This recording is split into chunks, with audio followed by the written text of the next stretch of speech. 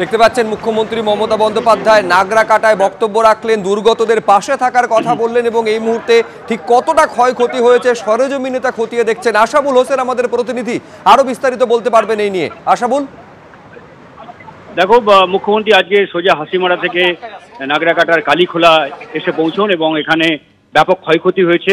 একটি কালভার্ট পুরোপুরি ভেঙে গিয়েছে এবং এই মুহূর্তে সেই কালভার্টটা তিনি পরিদর্শন করছেন এবং এই কালভার্ট ভেঙে যাওয়ার পরে ফলে জনজীবন কার্যত বিপর্যস্ত, দুপাশে যোগাযোগ বিচ্ছিন্ন হয়ে গেছে। সেই স্থান এই মুহূর্তে মমতা বন্দ্যোপাধ্যায় পরিদর্শন করছেন এবং সেই সঙ্গে তিনি জেলা প্রশাসনের পদস্থ কর্তাদের তিনি নির্দেশ দিলেন যে যারা বন্যা দুর্গত, যারা ক্ষতিগ্রস্ত হয়েছেন এবং যারা ইতিমধ্যেই সরকারের ত্রাণ শিবিরে আশ্রয় নিয়েছেন তাদের যাতে কোনো রকম অসুবিধা না হয়, তাদের জন্য পর্যাপ্ত ত্রাণের যাতে ব্যবস্থা থাকে, খাবার দাবারের ব্যবস্থা থাকে, সেটা করতে হবে।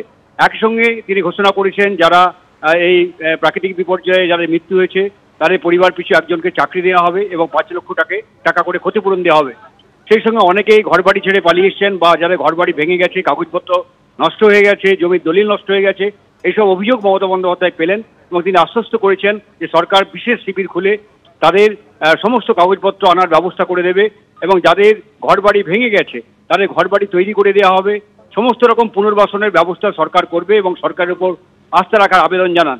কয়েকজন জানালেন যে তাদের অনেকে নিখোঁজ রয়েছেন এবং যাতে এই নিখোঁজ ব্যক্তিদের কি অবস্থা, তারা আদৌ বেঁচে আছেন কিনা বা কোথাও আছেন কিনা সে ব্যাপারে খোঁজ খবর নেওয়ার জন্য অবিলম্বে পুলিশ প্রশাসনের পদস্থ কর্তাদের তিনি নির্দেশ দিয়েছেন এবং সেই সঙ্গে মুখ্যমন্ত্রী জানিয়েছেন যে আগামীকাল তিনি মিরিকে যাবেন, যতটা সম্ভব তিনি যাবেন, যেহেতু মিরিকে সেখানে ব্রিজ যেহেতু ভেঙে গেছে এবং মিরিক এবং দার্জিলিংয়ের যে প্রধান সড়ক সেই যাতায়াত পুরোপুরি বিপর্যস্ত।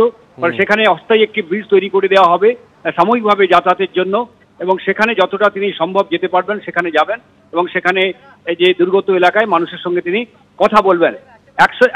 মানে এই সফরে মুখ্যমন্ত্রীর মূল লক্ষ্য যে এই যে উত্তরবঙ্গে ভারী বর্ষণের জেরে দার্জিলিং, জলপাইগুড়ি এবং আলিপুরদুয়ার জেলায় বিস্তীর্ণ অংশের যে ক্ষয়ক্ষতি হয়েছে, একদিকে সাধারণ মানুষের প্রাণহানি হয়েছে, বহু গবাদি পশুর মৃত্যু হয়েছে, বহু চাষের জমি জলের তলায় তলিয়ে আছে এখনো, এমনকি বন্য পশুরা তারাও অনেকে তাদের অনেকের মৃত্যু হয়েছে। মানে সমস্ত ক্ষয়ক্ষতির হিসেব দেখা, অন্যদিকে দুর্গতদের পাশে যে তিনি রয়েছেন, সরকার যে দুর্গতদের পাশে রয়েছে এবং সমস্ত রকম ব্যবস্থা সরকারের তরফে করা হবে যাতে তারা সরকারের উপর ভরসা রাখেন, সেই বার্তাটা দিয়েছেন। এবং তুমি জানো যে কিছু দূরে একটা ঘটনা ঘটেছে আজকে, যে ঘটনা অপ্রীতিকর ঘটনা, সেই ঘটনা যাতে না ঘটে তার জন্যও কিন্তু সবাইকে সতর্ক করেছেন মমতা বন্দ্যোপাধ্যায়।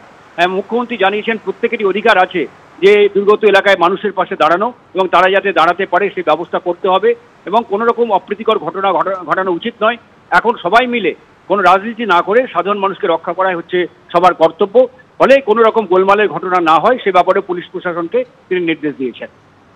শুভজিৎ, সঙ্গে থাকো আশাবুল। তুমি আমাদের যে ছবি আপনারা দেখতে পাচ্ছেন, মুখ্যমন্ত্রী মমতা বন্দ্যোপাধ্যায় তিনি নাগরাকাটায় পৌঁছেছেন এবং যে সমস্ত এলাকা ক্ষতিগ্রস্ত হয়েছে এই বিপর্যয় সে সমস্ত এলাকা তিনি ঘুরে দেখছেন এবং স্থানীয় বাসিন্দাদের সঙ্গে কথা বলছেন।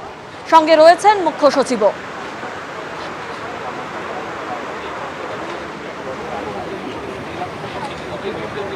মমতা বন্দ্যোপাধ্যায় এবং একই সঙ্গে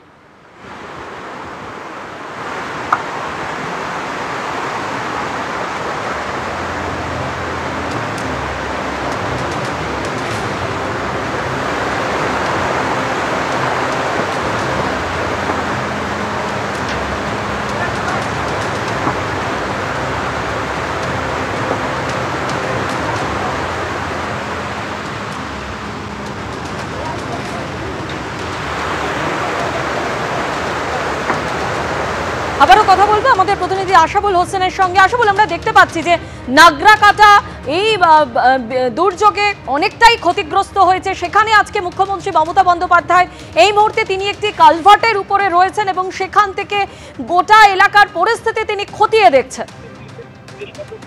একেবারেই মুখ্যমন্ত্রী এই নাগরাকাটার কালীখোলা এলাকায় তিনি এসে পৌঁছেছেন। এখানে সরকারের তরফে একটি রাস্তার উপর ত্রাণ শিবিরও খোলা হয়েছে। প্রথমে সেই ত্রাণ শিবিরে তিনি এলেন, দুর্গত মানুষের সঙ্গে কথা বললেন এবং সরকারের পক্ষ থেকে প্রয়োজনীয় বার্তাও দিলেন।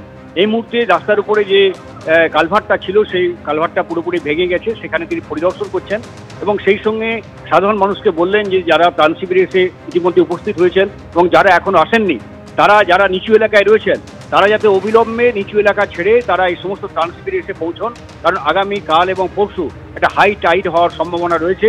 ফলে সেটা মাথায় রেখে যাতে আর কোনো প্রাণের ক্ষয়ক্ষতি না হয় সেই জন্য সবাইকে সতর্ক করেছেন যে নিচু এলাকায় ফের নতুন করে প্লাবিত হতে পারে, ভুটানের জলে ও প্লাবিত হতে পারে।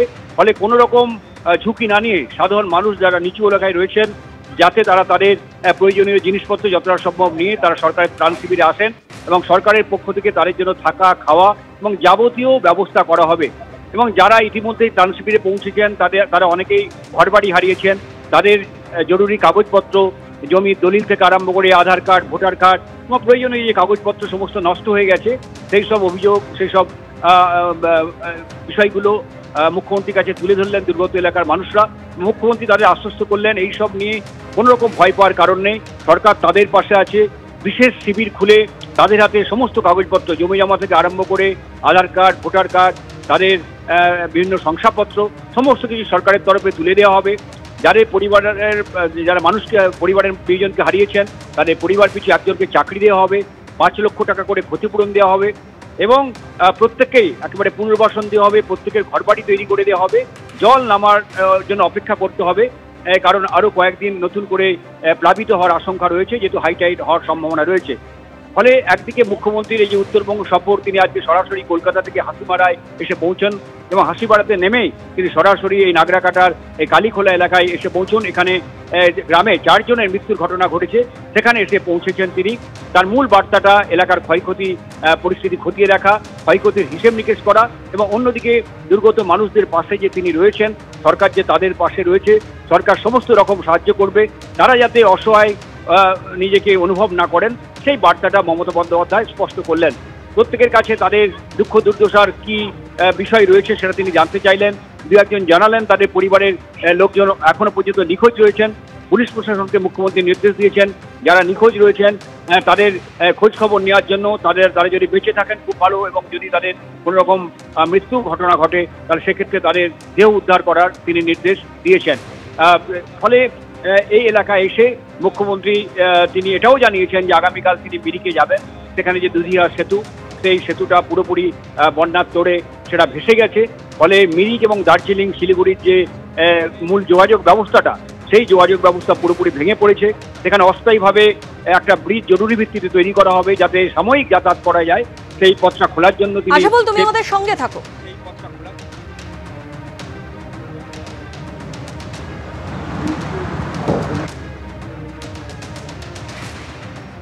নাগরাকাটা এই মুহূর্তে মুখ্যমন্ত্রী মমতা বন্দ্যোপাধ্যায় তিনি গোটা এলাকা খতিয়ে দেখছেন এবং সেখানে এই দুর্যোগে যে যে এলাকা ক্ষতিগ্রস্ত হয়েছে সেই সমস্ত এলাকা সম্পর্কে খোঁজ খবর নিচ্ছেন মুখ্যমন্ত্রী মমতা বন্দ্যোপাধ্যায় এবং আধিকারিকদের সঙ্গে, প্রশাসনের আধিকারিকদের সঙ্গেও তিনি কথা বলছেন এবং তিনি বারবার একটাই কথা বলছেন যে সবাই যাতে শান্ত থাকে এবং কেউ যাতে ভয় না পায়, সবসময় সরকার ক্ষতিগ্রস্তদের পাশে আছে।